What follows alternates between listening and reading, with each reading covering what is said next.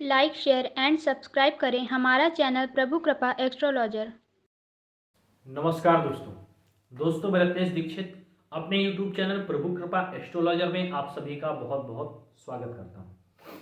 दोस्तों आज अपने इस वीडियो में मैं बात करूंगा कि आपको अपने बालक का नाम किस प्रकार से रखना चाहिए।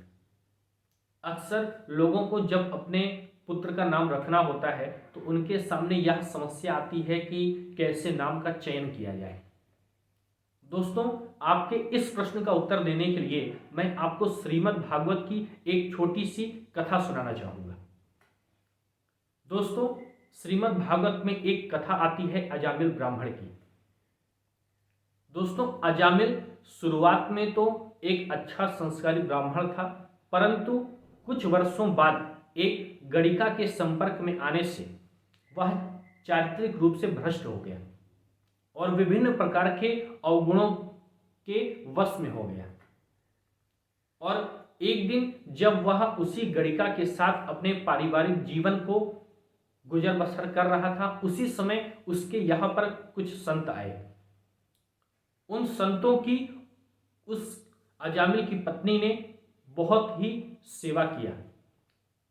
जब वह संत जाने लगे तो अजामिल की पत्नी को उन संतों ने यह आशीर्वाद दिया और यह कहा कि आपको जो पुत्र होने वाला है आप उसका नाम भगवान श्री हरि के नाम पर रखें, उसका नाम नारायण रखें।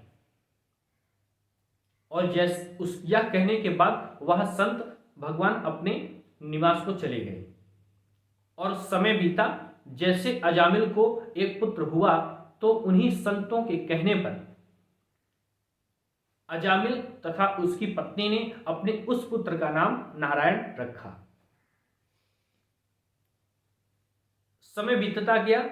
अंततः एक दिन ऐसा समय आया कि अजामिल का मरने का समय आ गया। मृत्यु शैया पर लेटे हुए वह जब अत्यंत भयभीत होने लगा तब उसने अपने पुत्र को पुकारा, नारायण नारायण नारायण बचाओ, नारायण बचाओ। इस प्रकार से उसने अपने पुत्र नारायण को पुकारा और पुकारते पुकारते ही उसने अपने प्राण त्याग दिए।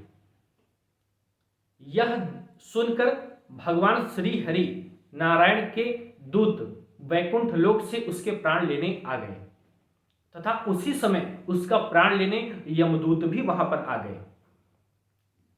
यमदूतों ने कहा कि हम इसके प्राण ले जाएंगे क्योंकि यह महापापी है, परंतु भगवान श्री हरि के दूतों ने कहा कि नहीं, इसने अंत समय में भगवान श्री हरि नारायण का नाम लिया है, इसलिए इसके प्राण हम ले जाएंगे। तो इस प्रकार से भगवान श्री हरि के दूत तथा यम दूतों में काफी बहस हुई तथा अंत में भगवान श्री हरि के दूतों ने यमदूतों को भगा दिया और अजामिल के प्राणों को लेकर के भगवान श्री हरि के दूत वैकुंठ लोक को चले गए और अजामिल की सद्गति हो गई, वह वैकुंठ लोक वासी हो गया।